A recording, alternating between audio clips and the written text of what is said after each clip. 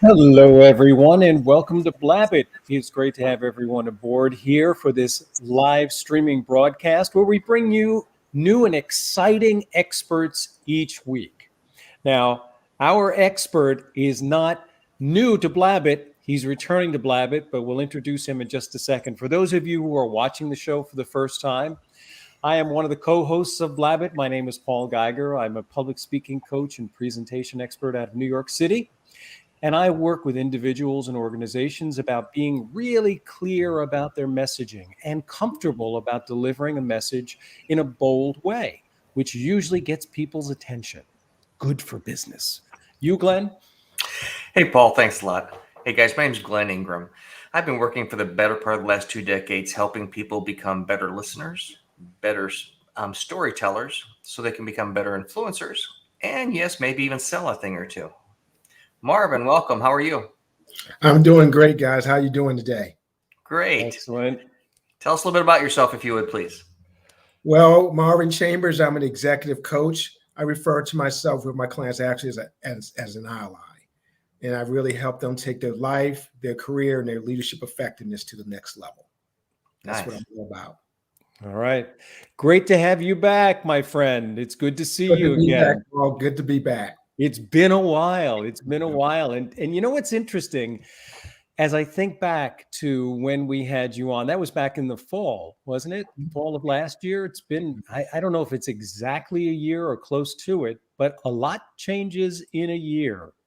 Oh, yeah. And I know we were just talking a little bit about some of the things that are shifting. Everything seems to be shifting very quickly, but one of the things that recurs is conversations, having those conversations. And I love the fact that you bring up that to your clients, you are an ally. And yes, as soon as I hear that, it makes me think that it's not just business. There is a personal aspect to it too. And when we're talking about conversations, let's start with the tough stuff because we can all commiserate about difficult conversations. And then we'll talk about the good stuff, which is actually not getting blindsided, but actually planning for more strategic conversations. So if you could just give us a little bit about what you're seeing and what your clients are asking you for advice on in terms of conflict conversations, difficult conversations. I appreciate that, Paul. I think what I'm seeing, let me give a little context behind that, right? So we're in this pandemic. It's troublesome for everybody. Organizations, in our personal lives, we're trying to navigate the different changes. We're trying to adapt. We're trying to figure our way through this. And what that really creates is really a pressure cooker. So there's lots of stress. And so if you look at organizations right now, when there's lots of stress, and I call it, we're kind of in this VUCA world where there's lots of volatility, lots of uncertainty, lots of complexity, lots of ambiguity, very extremely difficult to navigate. What do you do? And in that pressure cooker, what often happens is silos start to kind of exist within organizations where you're not collaborating as much. You kind of lose sight of what's the main thing, what's the real goal, what's the vision of where we're going. You start to get more blame games going on in organizations because they're stressed and you're not sure which way to turn. So I see this more what I call catabolic energy that kind of starts to take form in organizations that makes it difficult to kind of get results. And one of the underpinnings of that becomes poor communication. And so really what it's all about in this VUCA world that we're faced, how do you help people to reconnect with each other in a way that's meaningful, that builds and strengthens relationships and allows them to focus on the goals and things that they need to achieve as organizations, or quite frankly, also what we need to do, things we want to achieve in our personal lives. You see the same dynamic. Mm-hmm.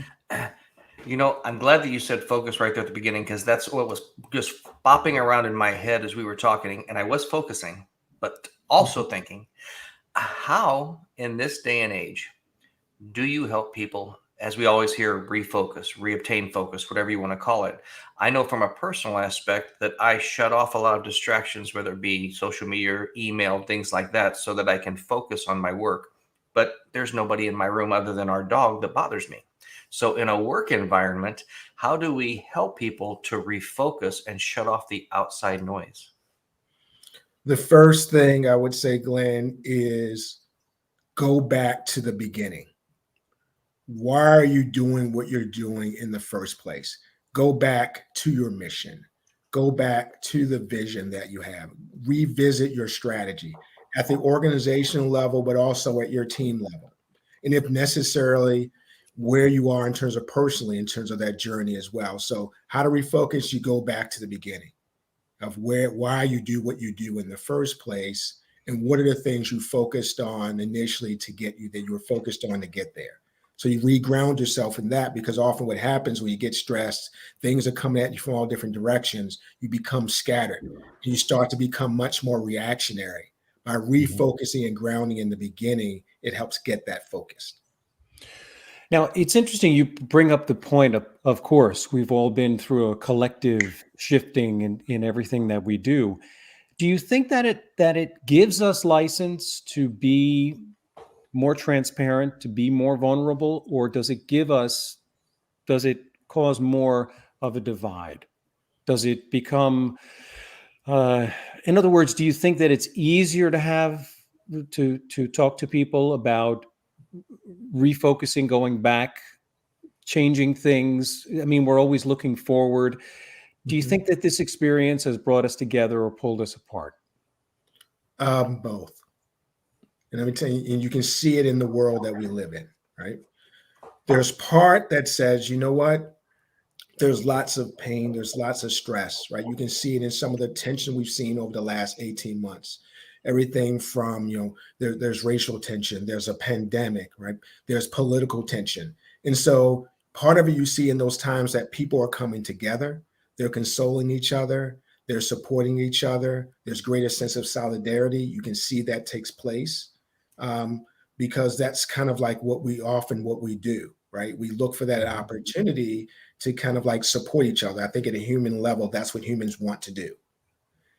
And at the same time, when you have all of this stress, what it creates is a lack of sense of psychological safety.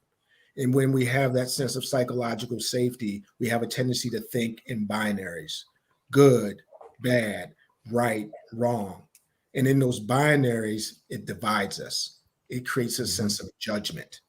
And in that judgment, it keeps us from being able to effectively kind of build relationships, but also effectively communicate and get on the same page and go back to the main thing, which is goals, because of that.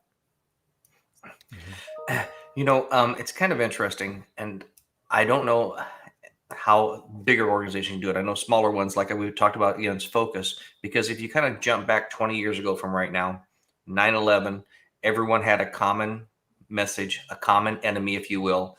We were all binding together to fight back against everything else. And everyone, it seemed like around that time, was willing to do whatever they could to work together. And now it's harder for that because we don't have a common enemy. We are a little bit distracted and different messages coming from different areas. So don't you think in the workplace, it's even more important to come together as leadership, to focus on a common direction, to do that teamwork, team building and stuff like this because of everything that's going on right now in our world? Absolutely. And you can do it in different ways, right? You can focus on, so if you take, like I used to work with the Coca-Cola company, right? So in these kind of moments, you always go back to, okay, there's a commonality in a competitor, right? We didn't even say the competitor's name, but there was a competitor. And you say, okay, what do we need to do to make sure that we're doing everything we can to annihilate that competitor in some way, right? And so you can galvanize around that. What I'm seeing more and more important to do in terms of that galvanization is galvanizing around our mission, but galvanizing around our humanity, right? What are we ultimately here for? What is the value that we're trying to create? And being able to use that as leaders to kind of galvanate around that value proposition, galvanate around those values, which are the how you galvanate, you get to that value proposition. Leaders need to really, the ones I see doing a really good job, that's what they do. They center around that value. So how are leaders, the leaders that you work with, how are they navigating what has been commonly referred to as the great resignation? In other Mm, words, people just yes. looking around going, well, I don't do what I used to do, and I don't do it in the way that I used to do it, and I'm not even sure if I want to do it. So they're looking around, they're shifting, their employees seem to have a certain amount of leverage right now. How do you tread through that difficult minefield as a leader? I think what you have to do, and for many leaders, has been a paradigm shift of just focusing on from a communication perspective and from an organization perspective on what we want, but also making sure there's alignment of what we want, what we're trying to do with people's personal needs and desires is really important.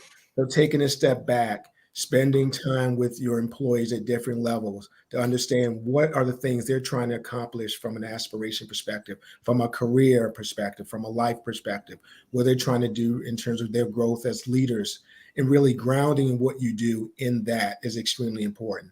A model that I kind of work with leaders to say in terms of how to think about it. Think about it in terms of what are things that your employees want from a career growth and advancement perspective. Where are they in terms of compensation and pay, which is a part of it? What is when you think about leadership? What do they think in terms of what do they need in terms of support, care, and feeding from a leadership perspective is extremely important. Overall sense of community. Like people want a sense of belonging, right? Do they have that sense of that I belong here, that I have value and that I can contribute, that their voice is recognized? Look, those are some of the key dimensions that you really need to look at. That sense of can I grow here? Can I learn here? Am I going to be paid well here or in a way that I feel like is important, is aligned with my value? Am I working with leaders at high levels as well as at my level, whatever I am, that care about me and care about what I'm about? And is there a sense of overall sense of belonging, community, that I feel like this is a place where I can thrive? Are all things that are extremely important to make sure you're creating that type of environment. Right. With regards to team building, I kind of mentioned before, I am not seeing it a lot in 2021. And I'd like to hear your opinion about what they should be doing for team building, because I see this almost as when I was young and in the military, of them understanding from time to time, you need to blow off steam in a stressful environment. So I would think as an organization right now, it's imperative that they do things together to get people out to do things away from life, away from everything that's going on in the world, away from work, and just to relax a little bit to help them focus better. What are you seeing going on with 2021 with team building like that, kind of like what they used to do to blow off some steam? It is interesting, Glenn, because with many organizations, given we're in the pandemic, they're not doing it the way they used to. In terms of bringing everyone together, having some sort of event, having retreats, it's just more challenging to do. So what I see more of is creating moments. So how virtually do we create moments where it's an opportunity to kind of step back, to focus on things other than work, right, are really important. And then also within those kind of larger groups, stepping back, creating space where it's not just about work, it's about connecting with each other at a personal level. What are the things we're working on, care about outside of the workplace? But it's also in you having your one-on-one interactions, making sure you create those moments as well, where people feel, again, going back to that sense of belonging, the sense that you care about them more than just what the work that they do. So I'm seeing it more in kind of these bite-sized chunks where you kind of come together and creating space to be who you are. So one example I saw an organization do recently is what they built into part of their meeting is people brought like a song or something that was really important to them, right? That was a kind of a song that was part of like their journey and shaped them in their career or them personally. And people shared their songs, right? Clips of their songs and the story behind that. And then what someone did in a very organic way is they would put them in the chat, the YouTube videos, whatever in the chat. And what someone did is created a Spotify playlist out of that and sent it out to the team in a very organic way. That's an example of sharing community, giving of yourself, giving people a space to kind of decompress a little bit, and also creating something like long lasting and enduring that people can go back to and reflect on and leverage to kind of have that sense of, let's have some fun, let's relax, let's play a little bit. Right. Play is an important part of actually working, getting that space to actually play. Now, I don't recall. I'm sorry, Glenn, did you have more? I was just going to say, if you turn on your TV anytime this weekend and see any athletic event, you see the need for that outlet because people are going crazy at these games. Going crazy. Yeah. Absolutely. Now, I don't recall, Marvin, but was the majority of the work, the coaching that you were doing prior to the epidemic, prior to, I guess, March of 2020, was it online, or were you doing a lot of in-person, going either to corporate HQ, going to specific teams, or them coming to you? Was it in person? What was the percentage of online and in person? For me, it was 80-20. So I've largely, for a while, had most of my business from a coaching perspective was virtual. About 20% of it was brick and mortar in the office. But I also have a part of my business which was like keynote speaking workshops. That was pretty much 100% in the office. That's now transitioned to right now, it's been 100% virtual. Okay, so you already were well versed in ways of motivating people, ways of engaging people, if it's one-on-one, or actually I'm thinking almost like in a group sort of a setting where there is the potential to lose people when you have a large amount of them. Do you find that people are experiencing at this point, after 18 months now that we've been in this, is there a fatigue that has to be dealt with in terms of just engaging and keeping people's attention while we are doing all of this online work? I mean, one of our coaches who was on last week brought up a very interesting idea, or not an idea we haven't heard before, but he reminded us about movement, because we're so glued to our chairs when we're sitting here and we're talking to each other on camera. And I know I do my best to gesture as much as I can to be as physical as I possibly can sitting in a comfy chair. But he was talking about kicking back, standing up, moving around, telling people to go get something and come back.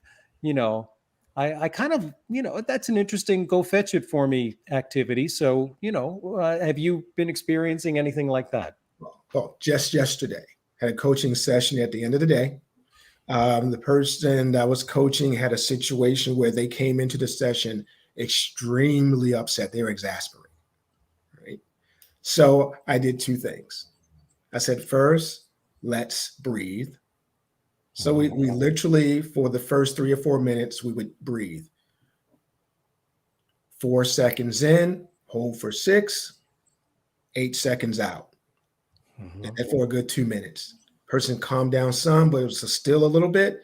I said, take your computer. I want you to actually walk around the room for a little bit. So they took their computer and they walked around the room, and we kind of chatted a little bit, because movement. And then as they did it, they said, okay, all right, what else you want me to do? I want you to smile. It's hard to be upset when you're smiling. So the physical activity is important. Breathing, smiling, getting out of your chair, movement, right? Starts to help you shift your energy. It's hard to be frustrated. It's hard to be angry, right? Hard to be stressed out when you're really breathing, when you're really moving, when you're smiling, right?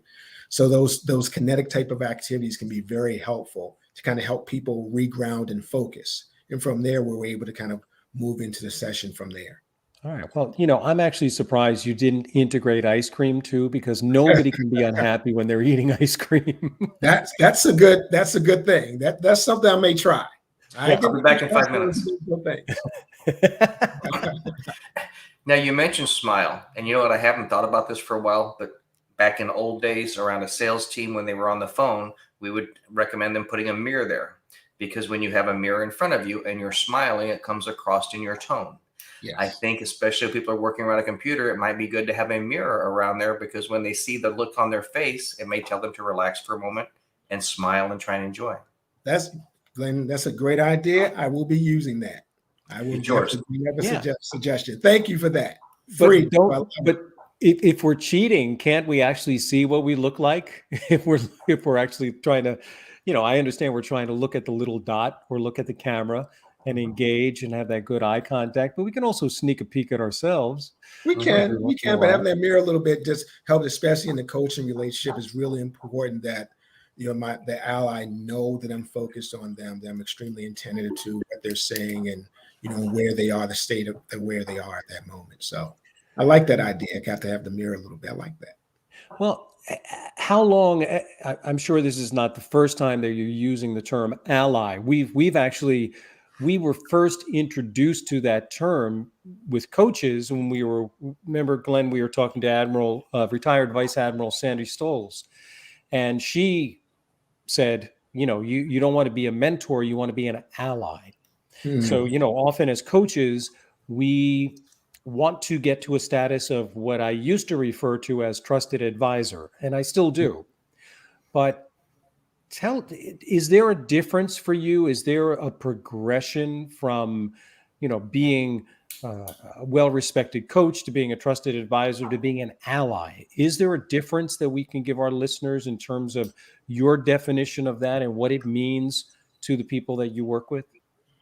Thanks. I appreciate that question, Paul. For me, when I think of the progression, and I kind of think of it in terms of a consulting model, often the relationships start very transactional. I'm going to give you some service, give you some ideas, some facts, some figures, and you pay me for it, right? So very transactional.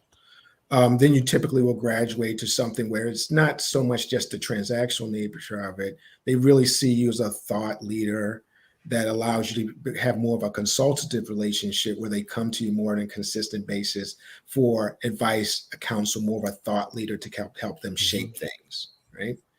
Then I think there's a graduation to kind of much more of like the trusted advisor relationship where you become not just a consultative piece, but you start to really, the person starts to kind of just more share with you on a more personal level, but still really in that advisory capacity, right, as well. For me, alliances, right, that's a bond, right? This for me is almost unbreakable. My care for you is not just from a business perspective. It's about you from a whole system perspective, a whole person perspective, and that I'm positioning and I really want to go through the fires with you. So it's not just having a sense of empathy in terms of trying to connect and understand where you are, but what do I do from a sense of compassion to help be a part of that process to kind of drive action, with you to an extent that it's possible, right? As a coach, my job is to kind of build in you and help you being in you with the best in you to bring out of you. But in that process, what do I need to do and bring to the table that really helps compel that? And you kind of see that compassion come across as well, where it's going beyond just the kind of the business relationship. And I've said with many of my clients, when in the course of me, in my jogs in the morning, we've been talking about different issues. I may be sending them videos of what I've listened to because I know that's applicable to them in the moment, right? Things like that, where they know that they're on my mind, right? Because they are, right? And some of them, even in personal, they'll send things to me.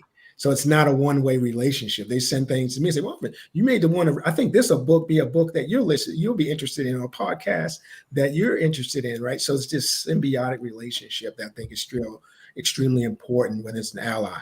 And it doesn't matter what it is, I'm there with them. In the good times as well, things where things aren't going so well. They know that I'm going to support them in that process. To build upon this, I'd like to ask each of you this. So we've all seen leaders that maybe because of insecurities, they have a wall up and they have a hat that I wear at work and a different hat that I wear at home because they're afraid of letting the people that are reporting to them know their vulnerabilities and stuff like this. And we've talked about this several times, Paul, where good leaders have vulnerability. Good leaders admit mistakes. good leaders open up a little bit. Not that you're going to be buddy, chum, whatever, but you have to cross over personal and work back and forth, especially in today's climate. So how do we help leaders understand vulnerability, understand some relatability, so that they can actually build a team instead of having an us versus them? Glenn, that's a great point. I think one of the things that I do primarily in my practice, I base it on this notion of what we call energy leadership. And what energy leadership is really all about is kind of this notion of how you look at the world drives your emotional state, which drives your actions and behaviors. So helping leaders understand the way they look at things and act, think about it and feel about it and act is going to impact how their workforce is going to behave. And so I try to teach them a little bit about how the brain works and how thought patterns are difference between the mind and the brain and how things work. And part of that is, especially in times when there's a lot of things going on like now, people don't feel safe, right?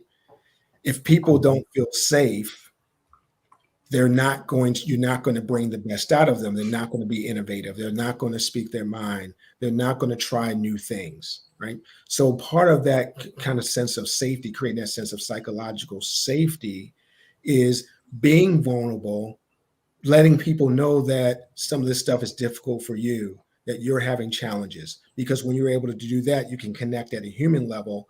Then when they see that, they're more willing to kind of let their guards down a little bit more, be more sharing. The more that employees can share with you, the better decisions that you can make because you have more information. So it's about creating this sense of shared pool of meaning. The more you can have a shared pool of meaning, the more information that everyone has, the better decisions that you can collectively make. Yeah, interesting. I agree. I agree with all of that. And it's what's really serendipitous is that I was listening to a podcast yesterday, and the topic was executive presence. And what I think what you're talking about, what you're asking about, Glenn, and what you just were talking about in detail, Marvin, is making people more comfortable. And that sounds like it's an ambiguous thing to do. And it sounds like something that we've heard many, many times. But this individual used this phrase, and I thought that this was really good because it leans right into what I like to focus on, which is really empowering people. And they said, well, here's a simple question. How large do people feel in your presence? And I thought that's a really interesting phrase because it's not just comfort. It's not just that you're joking around. I mean, maybe that's part of it. Humor can be part of it a little bit, but you don't want it to be to the point where they feel like you're being disingenuous or you're wasting their time or whatever, just being funny or making them comfortable. But how large do they feel? And I think that that brings in so many of those other aspects of, you have to understand what motivates them. You have to understand what truly is aspirational about what they do, how they do it, the impact that they're going to have, and how important and how large can you make them feel in your presence.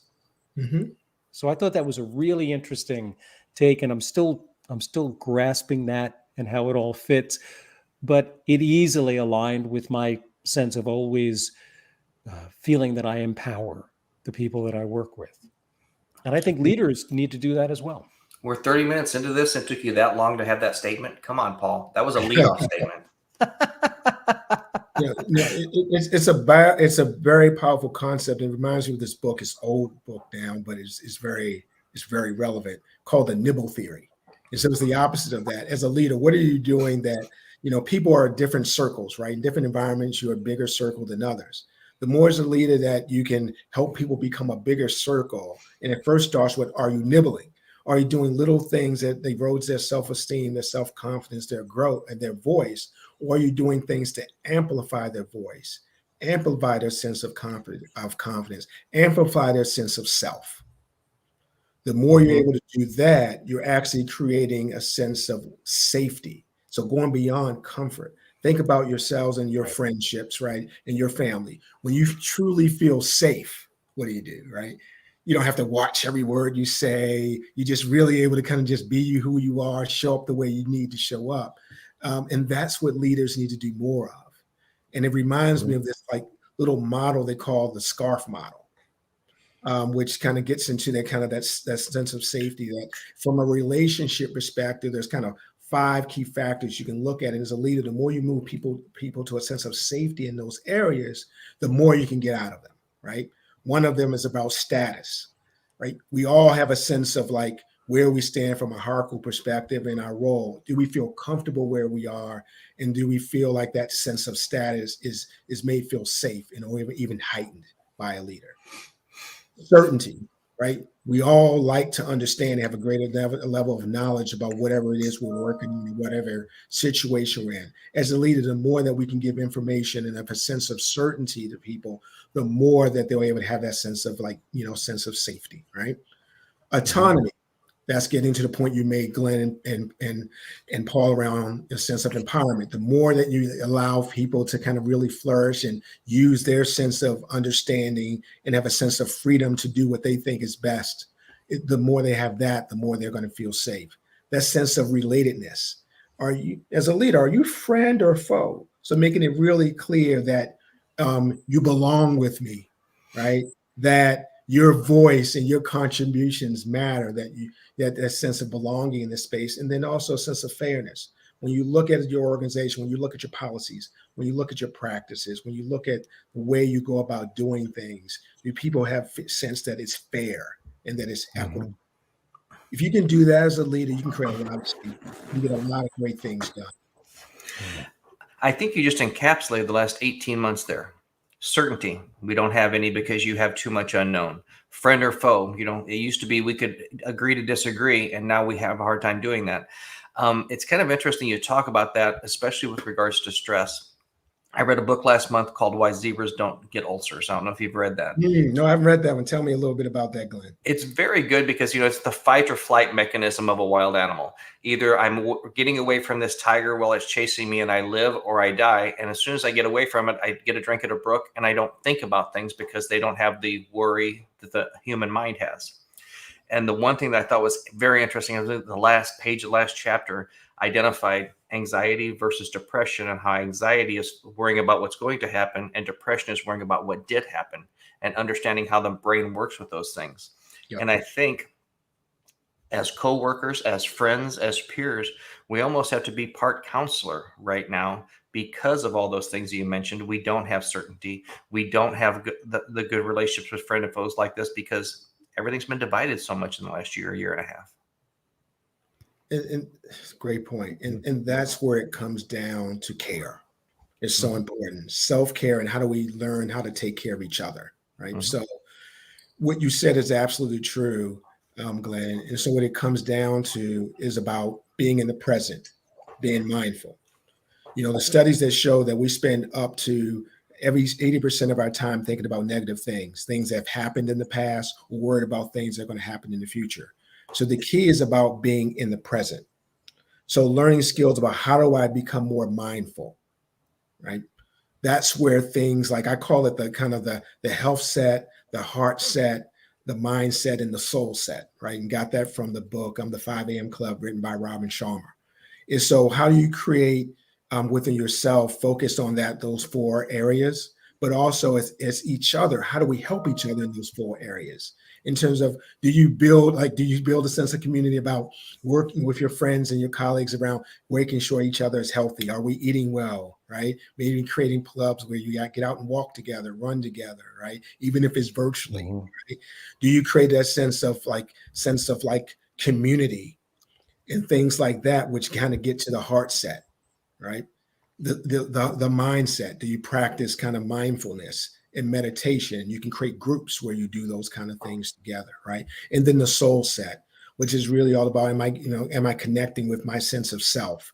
Where that's where things like journaling come into play. Looking at your vision, looking at the values. Are you reflecting on the things that are so important to you, right? and even building a sense of community where you help each other stay focused on those things, right? Those are things that you can do to kind of inoculate you against the time we want to spend on the past or the future, that can help you stay in the present, because you've kind of started inoculated yourself by creating routines and habits in those areas that help you kind of stay in the movement. Mm-hmm. Now, I know what you're talking about here is basically going to segue right into what I'm going to ask next, Okay. because really what you're talking about, it all sounds like best practices and just personal growth, but you're really talking about strategic mindset. In other words, set yourself up for success. Yes, absolutely. How does it go from that? From obviously it begins in the personal realm, but how do you expand that circle to then take advantage of strategic relationships, strategic conversations to help out to move yourself through your career? Let's say not just for leaders, but for anyone who is watching this right now who is career minded. I think it's taking a lot of, Paul, the same principles we talked about, and you apply them at the personal level. Example, have you really stepped back, right, and thought about your story? What is my story? If I looked at where I've come from as early as I can remember to the current state, what have been my successes? What have been the things that I look at as setbacks? What's really gone well for me? If I look at those things, what are the kind of people that I've kind of gravitated toward that really supported me and helped me get where I need to be? Kind of dissecting your story to understand who I am, to kind of help you think about what's the next chapter, right? So based on that, what's really my passions? What are really my interests? What are really the values that drive me? To kind of set you up to say, okay, based on that, how do I want to show up going forward? And in that showing up, what are the things I'm going to focus on personally and professionally? And then doing that, then it's about setting up kind of a system for success, just like an organization does. Mm-hmm. Who are the type of people I need around me? What's my team going to look like? What are the processes and systems I need to put in place to kind of help me kind of stay on track and focused on the things that are most important to me? How am I going to measure and look at, am I on track or not on track, whatever the things are important to me? So kind of creating this system, and in creating that system, relationships are so important, right, to that, right? You need people to hold you accountable. And you also need people for help and support. None of us can do all of this alone, right? It takes a village. It takes a team. Well, there is such a thing as random success, but it's not sustainable. Occasionally you get really lucky.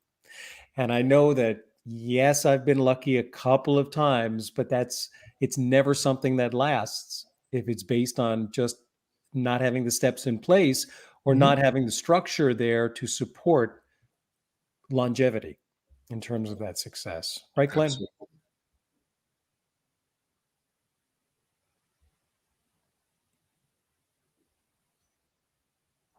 Sorry, the dog was barking, so I muted myself.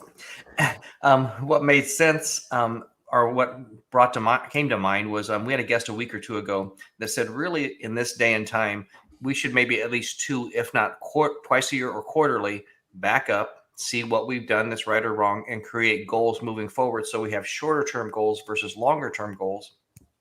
And the thing that just resonated strongly with me was making mistakes and having the ability to embrace that mistake, because without all the mistakes that we've made along our lives or along my life, if I hadn't have had those bad decisions, I wouldn't be here talking to you gentlemen right now.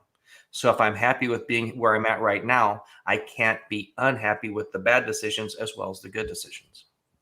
Absolutely. There's a lesson in every experience, right? A lesson in every experience. I like to characterize them as the good days are the days you're enriched, and the bad days are the days you're enlightened. Mm. That's another one. I'm going to have to get that sign like it. Marvin has Inspire behind him. I'm going to have to get something like that, I think. Like a neon sign behind me. Why not? Definitely. Well, and let's talk about that just a little bit more, because again, this comes back to what we kind of talked about a little bit about some leaders that maybe have a false front and stuff like that. It seems to me that your people that are extremely successful have embraced their mistakes, own them, and not let them define them, but let them motivate them. And I see a lot of people in day society that are afraid of mistakes. They let the mistakes haunt them for a longer period of time. So how, as individuals, do we give ourselves the ability to forgive ourselves for not being at the right place at the right time? Because as Paul mentioned, it's very rare that we're at the exact right place at the exact right time. We have a lot of variables about right time, right place, and wrong time, wrong place that encompass most of our lives. That's a great question. What I would say is first start and really dissect your successes. Really start there. And if you really think about the things that you accomplished, whether you've gotten a promotion at work, or you graduated from an institution or got a certification, or you met the person of your dreams. If you really look back at those successes, there was a process to that. You had something you wanted, you went for it. Probably some things went well, but some things didn't.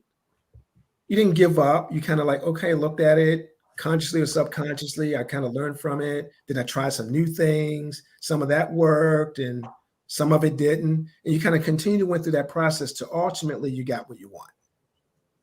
So what I like to do when people start to do that, they start to recognize, Glenn, that you don't ever really fail. What you may do is stop. So I ask people to really start, reflect, and look at when you've been successful and really dissect it. And it'll tell you, you'll see some themes behind that you can leverage for things in the future where you may be a little, not sure about where to go, feel a little stuck, feel a little discouraged. Another thing I have people to do is look at people throughout history that they're particularly they gravitate to or admire, and look at their stories and look at their journeys. And they're going to see some of that same stuff. It wasn't just a rosy picture where they wanted something and they just had this immediate ride to success. Triumph, but also some setbacks are just part of the journey and part of the story. Oh, yeah. We all hear about the 10-year overnight success. It happens 10-year overnight success. All the time. The 10-year overnight success. Oh, yeah. Yeah. Suddenly I'm successful. But that begs another question, which is defining your success. So, I was just thinking, yes, that's something that's important, and we should not make it necessarily a monetary or a title type of thing that defines that success. But do you find as we go through life, because the three of us, we've been to a few rodeos before, do you find that we are less patient with the process as we move along, or do we have more forbearance because we've been through quite a few moments of failure? What do you think personally? Personally, Paul, it depends on the situation. Oh, there we go. It's been times when I've kind of looked at it and I've reflected and been able to go, you know what? This is just part of the journey. This is part of the process. I have people around me that remind me through that, never despise small beginnings and all those things. Then there's some things I just go, oh my God, I'm never going to get through this, right? And it takes a while. Yep. And it takes, and sometimes I have to stop and go back to it. And sometimes there have been things I stopped and went back like months later, right? But the key again is just never stop. Right. What about you, Glenn? It depends on the situation. Right now, I have two things I've been working on. And one of them I thought would have been a 2-week project, and it's been 90 days. But it's 90 days because before I'm getting there to launch, it's like, oh, you made this mistake before. Let's do this better to get better prepared, because I see the back end of what could happen if I do this right. And I can see the way that I've done things before too quickly and ended up doing a lot more work afterwards. So even though it's taken longer, it's doing it to be best prepared for the launch so that I don't have to do as much work on the backside. And then just this week, I was going crazy and probably drove some people crazy from a piece of software that I purchased because it's something that I'd worked in several times before, and it wasn't intuitive for me. So I asked them, who's buying this thing? Because if I can't figure it out, I know other people are going to struggle, if not as much more. And so when it's something that should be simple, drives me flipping crazy. When it's something that I'm learning from my mistakes, I'm a lot more patient.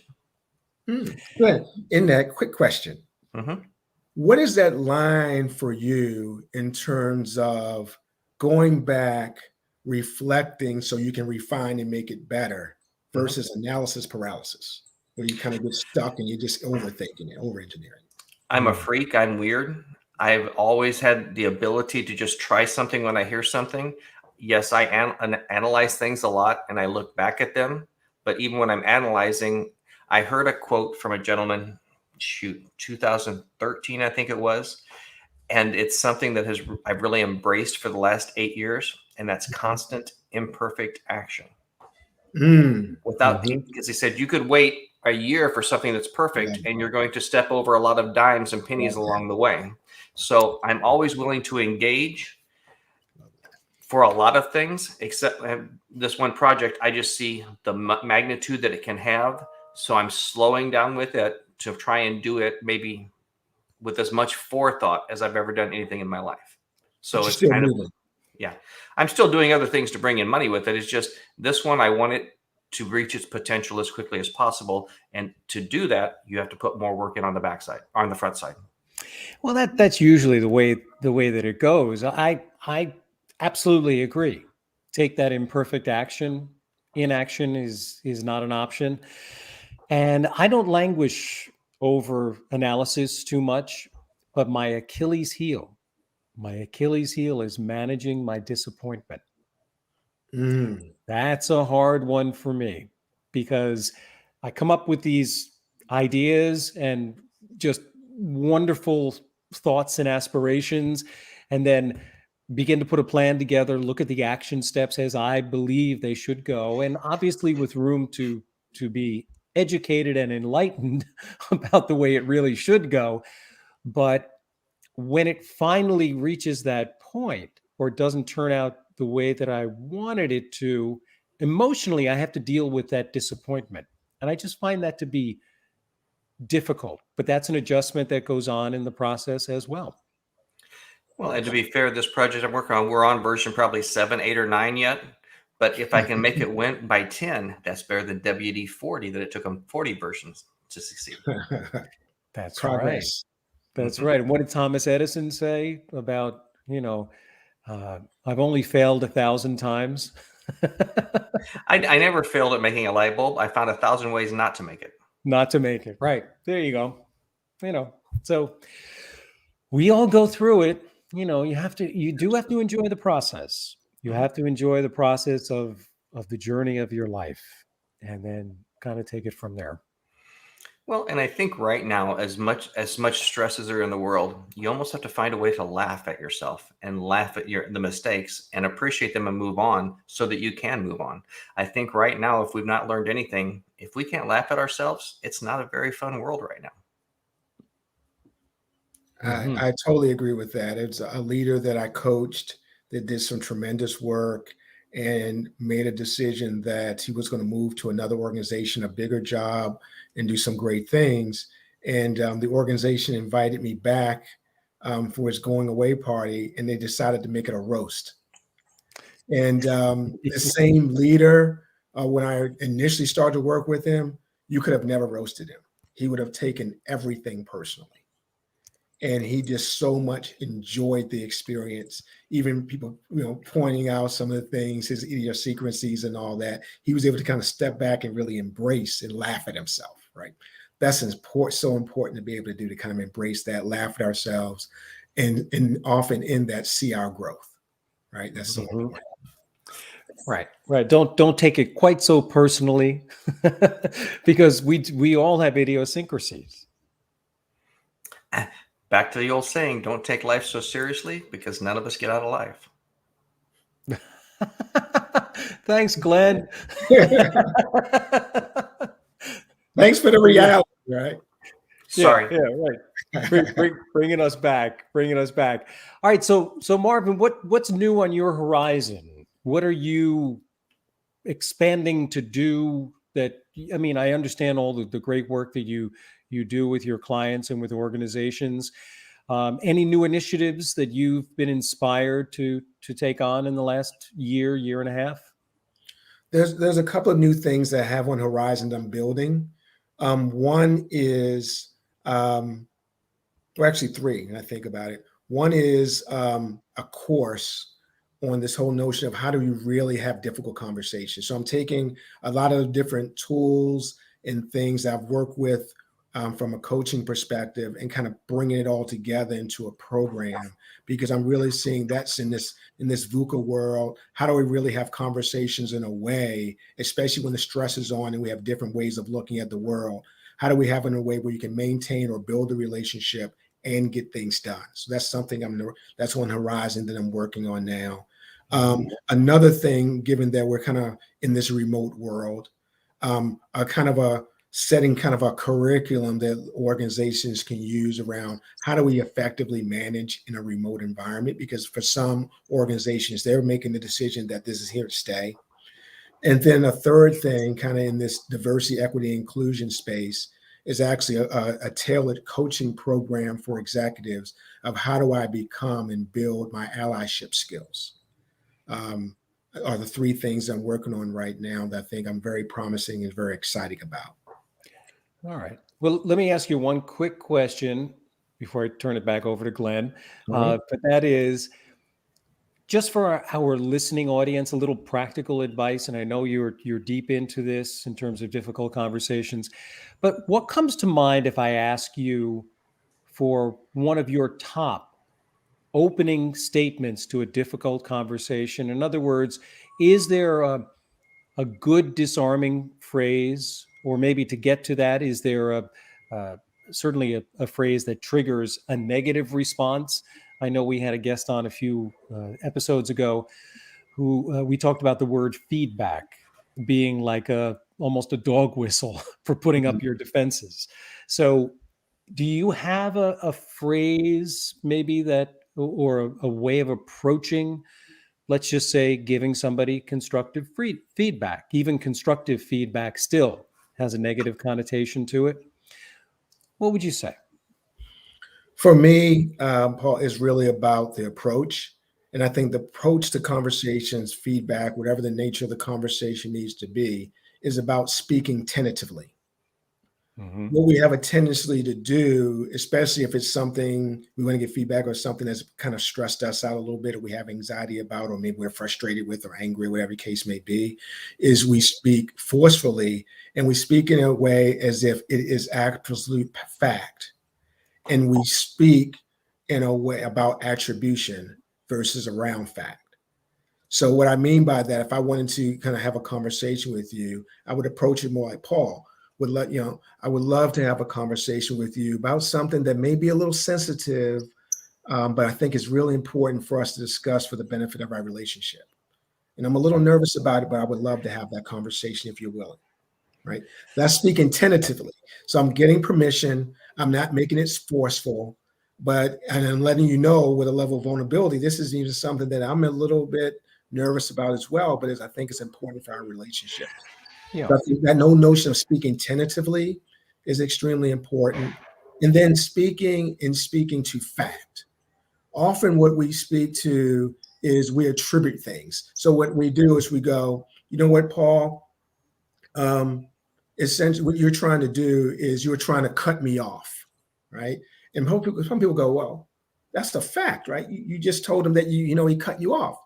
No, that's not a fact. That's basically your story behind the fact. The fact is a way of approaching the conversation is, Paul, I was speaking about how to have a difficult conversation. And while I was still talking, you started to talk. And when that happened, I lost my train of thought. That made me feel like maybe you didn't value my opinion. Right? So if you notice, I spoke tentatively. I spoke the fact. You couldn't argue with the fact that I was talking and mid-sentence, you started to talk at the same time I was talking. That's the fact. Now, my story behind that fact is that you were cutting me off and I don't think you value my opinion. By doing it that way, people are more willing to receive it versus you're cutting me off. Now we got an argument. I wasn't cutting you off. Right. Now you're arguing about perception. Exactly. Well, when you start working on that remote work, I'd be happy to visit with you, Marvin, because as a person that was an employee working remotely, I saw the wrong ways to do things. So as someone that's worked remotely with vendors for the better part of the last decade, I've learned two things. I want a daily report of not more than 2 sentences, and I want productivity. Then I can coach to efficiency. So as long as we have productivity minimums and you tell me this is what I did, I can take a look real quick. It doesn't take me long to know what you did. And if I need to coach you tomorrow to your efficiency, I can do that instead of worrying about micromanaging people to death and driving them out the door and yourself crazy. That is going to be key because I just sight out of mind. It must not be working. We got to work on kind of how we view the world, how we look at those things. And it shouldn't take a half an hour to create your daily report. Short and simple. That's right. Keep it concise, keep it clear. Well, we could be going on for quite some time here, Glenn. I realize, but we are always very aware of the fact that we like to keep things to an hour, both for our guests and also for our audience. So right here at the closing of this episode, Marvin, if anyone in our viewing audience wants to get in touch with you, what is the best way to do that? Thanks for that, Paul. You can get in touch with me at my website, which is marvinchambers.com. Email, very easy, marvin@marvinchambers.com. You can also follow me on Instagram or Facebook or LinkedIn at Marvin Chambers Coaching. Awesome. Well, thank you very much, Marvin. This has been great, as the last time was, and I'm sure the next time will be. Absolutely. Anyone out there will be at the same places, same time next week. Have a good week, all.